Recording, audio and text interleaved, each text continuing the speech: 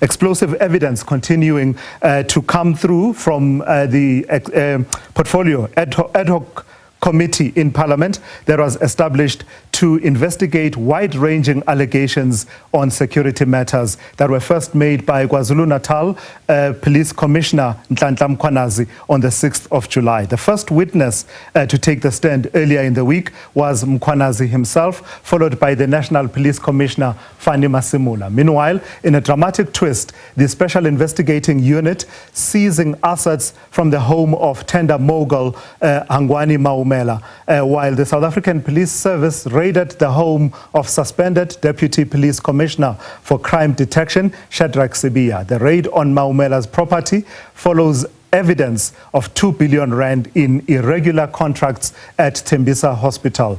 The first to raise the alarm on those irregularities was the now late whistleblower Babita Deokaran. The Sibiya raid, on the other hand, forms part of an investigation linked to the Nhlanhla Commission of Inquiry into alleged criminality, political interference and corruption in the criminal justice system. So lots to unpack in all of that. I'm joined by the Executive Director of the Ahmed Kathrada Foundation, Nishan Bolton, and Babita Deokaran's family member, Ali Gule, and SIU spokesperson, Kaiser Khanyago, and public governance expert, Hlumelo Xaba, also joining the conversation. I do need to start with you, Nishan, because I do understand that you are pressed for time. So let me start off with the goings on at the ad hoc committee in Parliament and what we've been hearing from Lieutenant General Nhlanhla Mkhwanazi, as well as the responsibility or otherwise as far as the National Police Commissioner is concerned. Your overall impressions of how that process bodes for us cleaning up the security services once and for all, a long-standing project for us.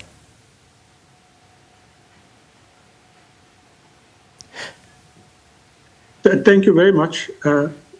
I had been told we were going to talk about the SIU raids, but let me just say that what I find refreshing is the fact that parliamentarians seem to have found their voice in this process. We have long been missing the kind of robustness that is coming through this ad hoc committee, and I hope that becomes an entrenched culture. I think the second thing here is that it does reveal the extent of the dysfunctionality, the discord, the divisions amongst the leadership of the police in particular, but all across the criminal justice sector.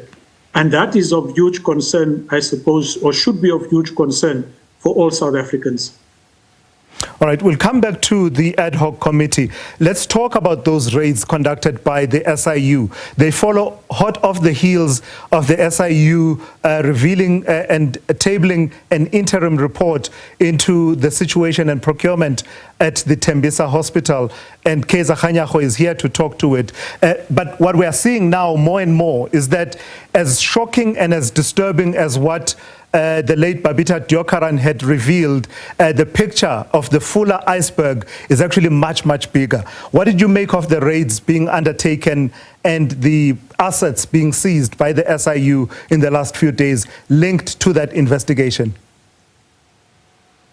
Let me start off by saying that I think we owe a huge debt of gratitude to the SIU, to Kaiser, to Advocate Angie Mothibe and others. Not only did they release this report last week, but within a week acted on some of the content of that report. What this does is it starts to build a confidence in possibilities of prosecution. And I say that guardedly because this is only one step. The prosecutions is outside of the hand of the SIU, but I think it should send a message to the prosecution's authority that they will only begin to rebuild trust and confidence when we see people behind bars in orange overalls really paying for the most horrendous crimes. You know, Tulas, the point that I think is being missed is there's a lot of focus on the expensive cars. But what really is at stake here is that much of this money was given to these so-called crooks for not having delivered a single pen or paper. This was just money given to them, signed off from false purchase orders, and by people working within the system for delivering absolutely nothing. Money stolen from healthcare, from the poor, the most vulnerable in Tembisa. And if we listen to the Premier at that press conference, he said he thinks that what has happened in Tembisa is now happening across all health institutions in Gauteng. So this is only the tip of the iceberg in Tembisa and across Gauteng Health. Lastly, Nishan, before I release you, is it good enough, though, that we keep saying we now have a fuller extent of the picture and lamenting, and you have strong words, and it's as if, each and every time this happens, the political leadership and those who lead in governance find new and better ways of tapping in and connecting with our sense of outrage as a society, but we find ourselves back here time and again? No, it's clearly not good enough. But I don't think any politician who wants to be re-elected is going to think that they can dupe the public in the way that they have been. When we see politicians in photographs with these crooks the way in which they have been, they must know that there will be consequences at the ballot box for them, and by implication, hopefully legal and criminal implications as well. All right, I've got to release you. I do understand that you have other commitments, but thank you for making the time to join in, albeit briefly. That is the Executive Director of the Ahmed Kathrada Foundation, Nishan Bolton. Let's bring back the conversation in studio. Let's start at the beginning. Kaiser Khanyago, the SIU initially tabling an interim report, and then in the last few days, we saw that raid at Hangwani Maumela's property and residence, and that seizure of assets. Tell me how that fits in with the interim report. You did mention what you called the Maumela syndicate in relation to Tembisa Hospital. Is that a byproduct, a direct product of the work that you are doing at Tembisa? Thank you very much, Thulasizwe. And the answer is a big yes. If you remember, at the press conference on the 29th of September, we mentioned there that on that day at 9 o'clock, we had received an order, a preservation order from the special tribunal. That was a preservation order we were talking about. And at the time, it was saying we must preserve about 500 million of his assets. And then it was amended early this week to include another 400 million, which basically makes it 900 million of assets that we needed to preserve. But we were mindful of the fact that we had started prior to that with asset forfeiture unit having done the same on some of the properties. Therefore, we are doing a balancing act. What we're doing the whole 900 million so that if he challenges the AFU and then they release some of those properties, they would be on our preservation order. But these are massive amounts that you're talking about here, Kaiser. 900 million rand around an individual. How does that even happen, that you would have a preservation order for that much, and you're talking about an individual that has not really had a profile as one of the wealthiest people in our country? Yeah, our investigation came to a point where it indicated that his syndicate alone benefited just almost 900 million rand out of Tembisa. And you must remember, this was an orchestrated process where all of these transactions were not a tender, because sometimes people don't understand. There was no tender.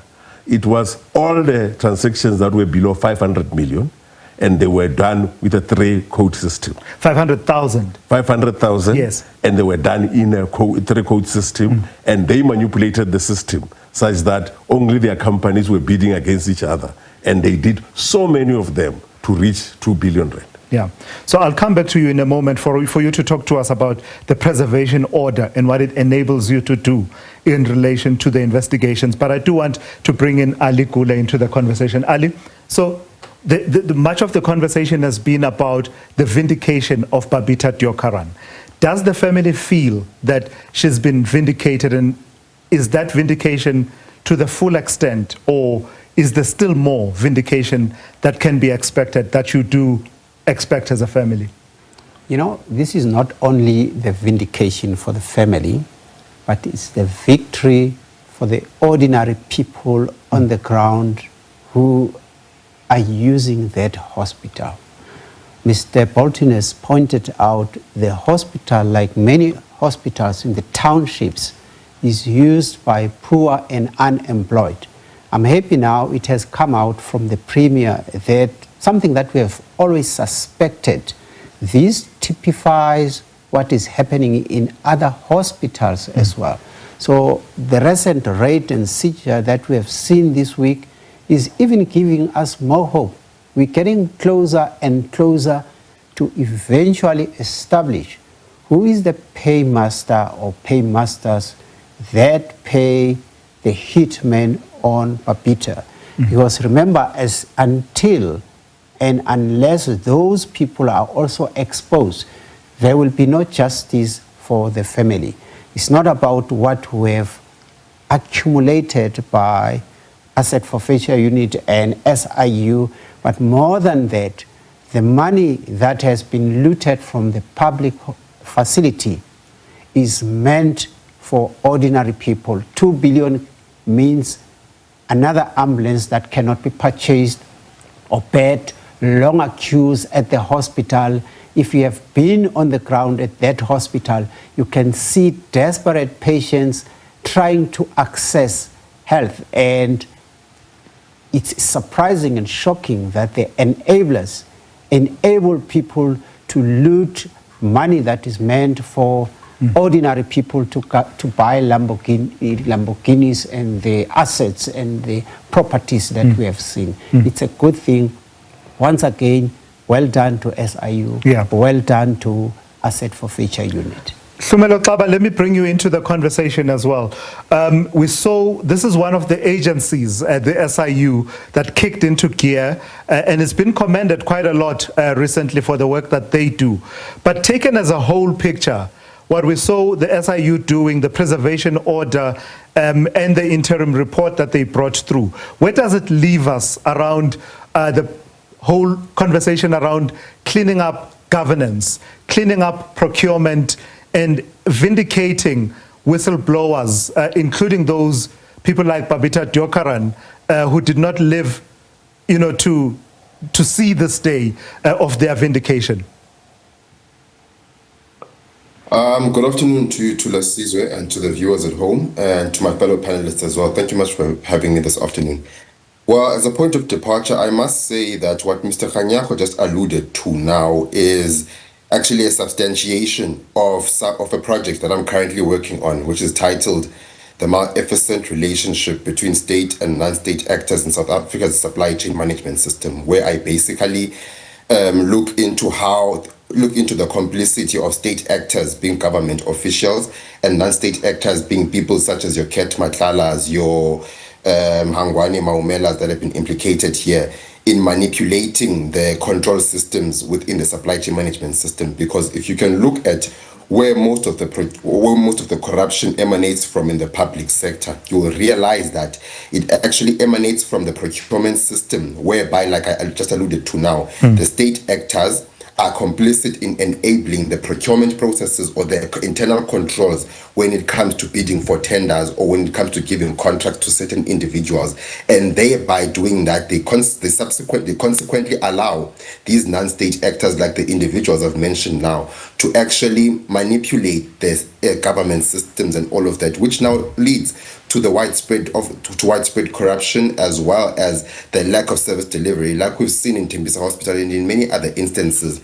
And I must say that what is happening at Tembisa Hospital is a sample of what is happening in many other government spheres and agencies, not only in the healthcare sector, like we've seen in Tembisa Hospital, but it's something that is happening in local government and municipalities. It's something that is happening in other sectors as well. But to answer your question, I think that what the SIU is doing now shows some form of responsiveness to the report that we saw last week, whereby we saw that Tembisa Hospital was defrauded of 2 billion rand, which is something that was extremely shocking, by the way, considering the state of Tembisa Hospital. And I think that to corroborate what you are saying, this is a vindication of people such as Yompomo Foles, who were assassinated in Ekurhuleni as a result of some of the audits that they were probing in that municipality, and people like Babita Deokaran and many others as well that may be unknown, who risked their lives just because they wanted to do the right thing within the public service, and also decided to actually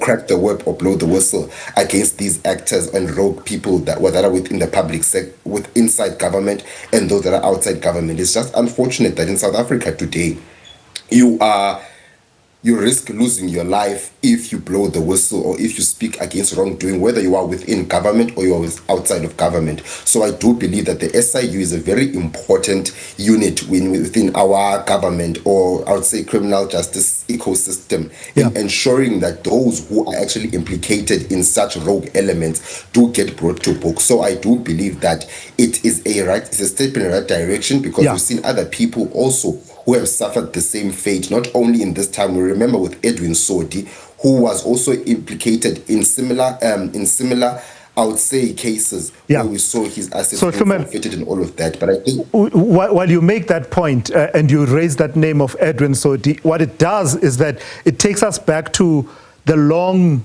and sordid history of governance in some of these institutions. And then it makes me wonder, a question that was asked of the Provincial Commissioner of SAPS and KZN during his testimony in Parliament. He was asked, is the situation getting worse or getting better around these issues of corruption of this nature within the state and state institutions? And his answer was to say it's getting worse, and the reason he said that was that he says it's now about the involvement of syndicates. So let me put it to you this way.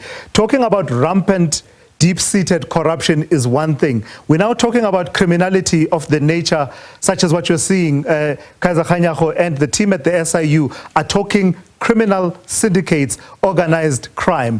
Why, when we've lived through so many episodes at which we should have drawn a line in the sand to say this far and no further? Why have we seemingly deteriorated to the point where we're no longer talking entrepreneurs, we're talking syndicates now that will kill if you get in their way? Well, Tula Sizwe, the moment that we are in now is unprecedented. As a matter of fact, I've characterized it as sort of like a state capture 2.0, and some of my colleagues that are commentators of what is happening socially and in the public sphere also actually concur with this sentiment, because you will remember that during the so-called 9 wasted years, there was a form of state capture, but which was spearheaded and pioneered by big businessmen that were colluding with government officials.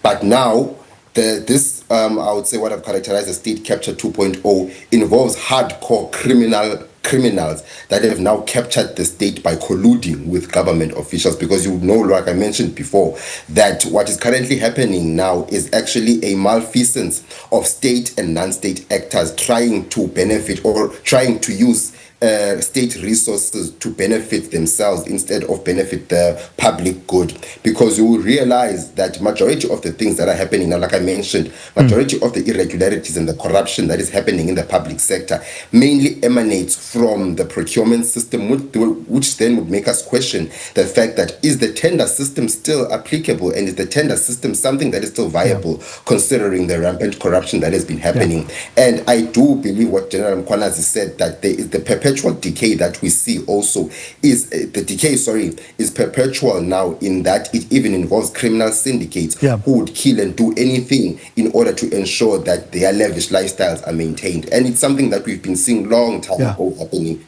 You'd remember that even the murder of Cindy Somagaqa, who was the former Secretary General of the ANC Youth League, emanated as a result of these syndicates and a result of this colluding between state actors and non-state actors in the public procurement system in South Africa. And there are many other cases, apart from the ones that I've mentioned now, whereby we have seen a lot of these rogue elements that have crept into the government and and as well as the public procurement system. And now I think it's up to the... So sorry about that, Hlumelo. I want to bring in Kaiser Khanyago back into the conversation. So talk to me about, this is a preservation order. The assets that we saw, it's, what do they call it? A conspicuous display of, opulence, really. A lot of people commenting about the property itself, as well as the vehicles that were coming out that you were taking. It's a preservation order. What does that mean in your context as the SIU? Is it something we as South Africans should be cheering for and saying that it takes us a step closer to justice? We are not doing what we are doing for people to cheer. Yeah. We are just following the law as it is. And what is happening here is we have now established what happened.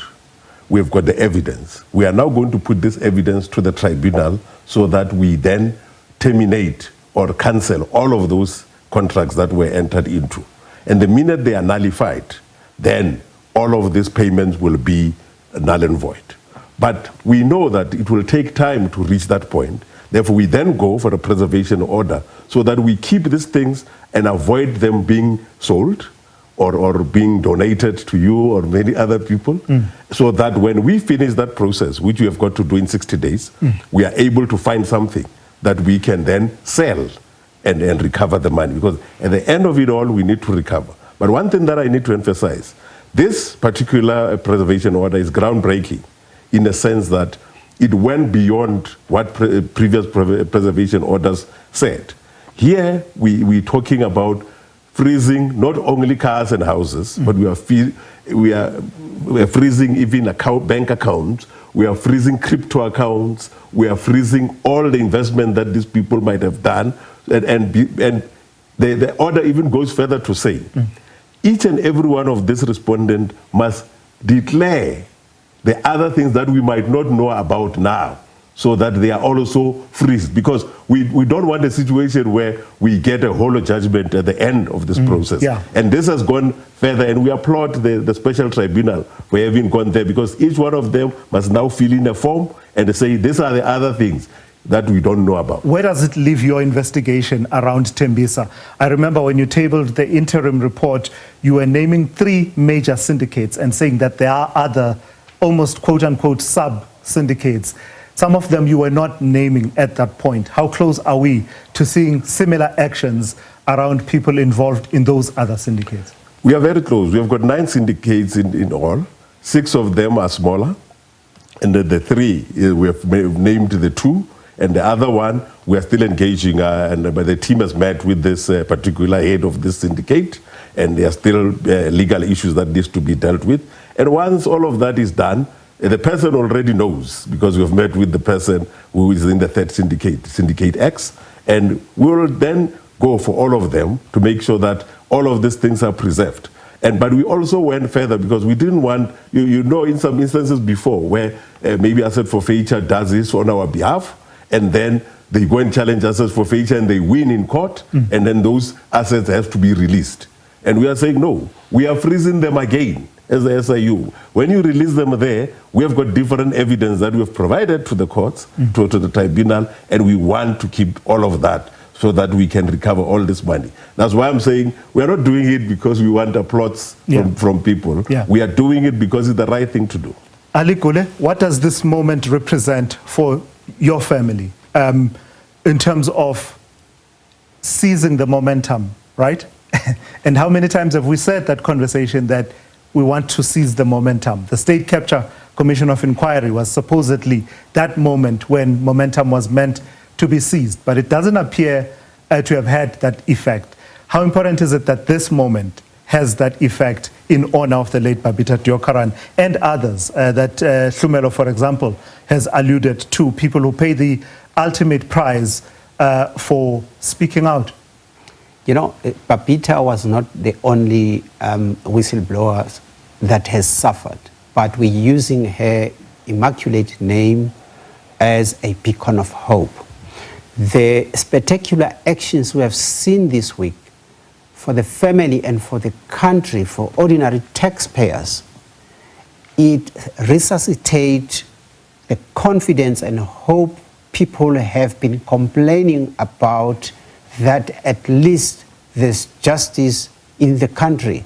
For a very long time, it's in the public domain. People will not even support the establishment of this commission, because they will say, what's the use? Because if the previous commission's findings and recommendations are anything to go by, they know that if you're powerful and politically connected, nothing will happen. So at least there's something that people can look up to and say, at the end of the day, action will happen no matter who you know, who you are. And I think that we must celebrate what we have seen. And I hope it's going to create a new culture. We're turning on the new page, including the ad hoc committee, including the Nhlanhla Commission. We all appreciate that someone decided to stand up and do the right thing. Someone like General Mkhwanazi as well. We're living in a new age, a new era of hope now. Yeah. All right, I've got to leave it there. Thank you for your time. Ali Gule is a family member of the late Babita Diokaran. We were joined, of course, by the SIU spokesperson, Kaiser Khanyago, as well as public governance expert, Hlumelo Xaba, unpacking some of those issues over the last few minutes.